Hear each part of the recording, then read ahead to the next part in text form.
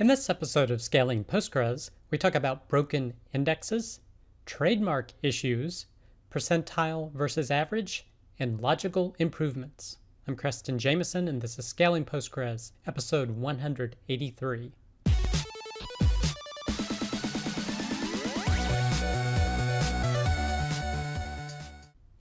All right, I hope you, your friends, family, and coworkers continue to do well.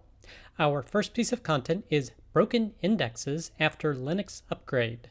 This is from elephanttamer.net, and he's talking about an issue where when you put Postgres on a new operating system version, sometimes that can break your indexes. The reason being, a lot of times Postgres uses the default glibc library version, and if they have collation changes, that can break your text-based indexes. You'll run into issues either with unique indexes not properly keeping things unique, or duplicates, or any number of changes. Now, he specifically says he apparently encountered this issue when going to Debian 10 or Ubuntu 18.10 or the 20.04 LTS version. So what you need to do, if you ever upgrade and a collation changes, you're going to need to re-index any text-based columns you have to make sure that your indexes remain consistent and accurate. Now, he mentions a number of errors you may be getting, such as crashes or restarts, or certain errors or certain jobs failing. Basically, just something to keep in mind. And this will even happen if you bring up another replica that's on a different operating system version than the primary. You could also encounter issues similar to this. Now, what you do to redo the collation is you do a reindex. Now, this blog recommends using AMCheck to look for invalid indexes, but I would plan ahead. And if you're changing operating system versions, go ahead and do a reindex of your text fields for your database and plan that time in to do it, just to be sure. And I have actually kept my systems on Ubuntu 18.04 because I'm waiting for Postgres 14, which can do reindexes of partition tables. I'm actually waiting for that enhancement of Postgres 14 before I upgrade my operating system version because I didn't want to run into this issue. Now, another way to sidestep this problem is to actually use ICU collations. So you're not going to be relying on the glibc version that can be upgraded. You can use ICU collations, which gives you a separate library that you can upgrade independently, essentially, of the operating system. And they talk a little bit about that in this hyperlinked post here by Citus. And we did cover this post back when it came out, but it is a good review of this issue and gives you the options of doing an ICU collation. So you can go ahead and check out this post if you want to learn more. The next piece of content is trademark actions against the PostgreSQL community. This is from postgresql.org, and they're talking about an issue where there's been some trademark applications made by different organizations. And this is separate from the PostgreSQL Core Team or the PostgreSQL Community Association of Canada. And this goes into the area of legal and trademark issues and the Postgres and PostgreSQL name. So I'm definitely not an expert in this area, but if you use Postgres, I think it is appropriate and important for you to read this and just be familiar with the current activity on what's taking place. There are also two other posts. The next one is Postgres Core Team launches unprecedented attack against the Postgres community. This is from the postgresql.fund website. And this shows another side of the issue with regards to trademarks and PostgreSQL in the overall community. And then by a third post, respecting the majority, questioning the status quo as a minority, again from postgresql.fund, that goes into depth on this issue as well. Now, again, I'm definitely not an expert in this area, but I would encourage you to check out these posts just so you're familiar with what's currently transpiring with the database that you're probably using if you're watching this content. Next piece of content is how percentile approximation works and why it's more useful than averages. And this is from blog.timescale.com. Now, this is a quite significant blog post that's very, very long. The first half of it talks about the differences between medians, averages, and percentiles, and how percentiles can actually be quite advantageous for tracking, say, performance numbers, particularly as it relates to taking an average instead or a median, because a lot of times medians or averages may not give you the best insight into how well your systems are performing, and percentiles are much better in this case. And you can run percentiles because PostgreSQL has a built-in function to do it, the percentile underscore disk function, and you can define the given percentile you want to get information about. But of course, this is from Timescale, and they're talking about how they've also developed a specialized function that gives you an approximate percentile. So basically, it only takes a sample of the data and gives you still pretty accurate percentiles, but does it much faster. And they talk a little bit about those functions and their availability within the Timescale extension for PostgreSQL. And that's essentially what the second half of the post covers. So if you're interested in that, you can check out this blog post. The next piece of content, logical replication improvements in PostgreSQL 14. This is from amitcapella16.blogspot.com. And they're talking about all the different changes for logical replication in Postgres 14, including decoding of large transactions. So that's where the decoding process happens when the transaction is still in process as opposed to waiting till it's committed. That allows replicas to keep closer to the current state of the primary. Talking about performance of logical decoding and how that's improved, particularly if you have a lot of DDLs that are hitting the system. I'm talking about improving the performance or time of the initial table sync and avoiding errors that would cause the whole thing to be retried. So there's been a number of improvements in this area.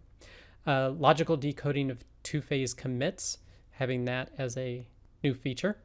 Being able to monitor logical decoding through a pgstat replication slots system view. So that could definitely be beneficial, as well as allowing publications to be easily added and removed. Before you had to iterate every publication, whereas it looks like you can just add one to a given subscription now, along with adding a binary transfer mode and allowing to get messages via PG output. So if you're interested in any of these features coming in Postgres 14 with regard to logical replication, definitely check out this blog post. The next piece of content, PostgreSQL, create indexes after bulk loading. This is from cybertech-postgresql.com. And this is a good piece of advice. Generally, you're going to always want to create your indexes after you've bulk loaded a lot of data, because it's much faster to load the data. And he's got an example here. He loaded the same amount of data two different ways. The first way, he loaded all the data with no indexes, and then he applied the one index that existed. And it happened in less than half the time of keeping the index on the table and loading it that way. So it's far more efficient to load the data and then add the index as a second step. Now, sometimes, of course, you're going to need to load a lot of data with an active table with active indexes, and there's simply nothing you can do about it. This is more applicable to your doing an initial load of a lot of data. You can take this into account. Although you may need to keep certain indexes on during the loading procedure if they're referenced as a part of the loading procedure, like if you're referencing data from another location to be able to do a secondary update or something of that nature. But overall, you want to keep the indexes off during any big initial load and then apply them later. But if you want to learn more, you can check out this blog post. The next piece of content, a quick test for Postgres foreign data wrapper batch insertion. This is from hygo.ca, and they did a quick test to see how much faster insertions are with the Postgres foreign data wrapper in version 14. So they basically set up a foreign server on the same server using a different port and tried inserting different amounts of data, 1,000 rows, 1,000,000 rows, 100 million rows, and examined their performance across different batch sizes. The first one, there's no batches. It just does one row at a time. The next does 10 rows at a time, and the next does 100 rows at a time. And what he found is that the performance, particularly with larger record sets, was about 5 to 10 times faster using the batches. So for example, the no batch with 100 million was 53 seconds, whereas it was 5 seconds with a batch size of 100. So 10 times faster doing a batch size of 100. And the thing to keep in mind is that this was on a local server. Imagine the performance difference if you were interacting with a server across the network. I would imagine that increasing the batch size would give you even greater performance compared to doing one row at a time. So definitely a great improvement if you're using foreign data wrappers. The next piece of content, PostgreSQL Schedulers Comparison Table. This is from cybertech-postgresql.com, and they're doing a comparison of all the different schedulers that, to their knowledge, exist for Postgres. So they're talking about PG Timetable, which is a scheduler created by Cybertech. They also discuss PG Cron, PG Agent, JPG Agent, and PG Bucket. And they do the comparison charts of checks and X's, and then they have descriptions of kind of each area below. So this is a great post if you're looking for a scheduler for Postgres, although generally I still just use cron to do all my scheduling, so I haven't ever used any of these particular tools. But if you want to learn more, you can check out this blog post. The next piece of content, Best PostgreSQL GUIs in 2021 updated. This is from retool.com, and Retool does do a PostgreSQL GUI, so that's something to keep in mind with this list. But they do list, other than their tool, 10 other tools that allow you to use a GUI to interact with Postgres. The number one being, and probably the older and most popular, is pgadmin.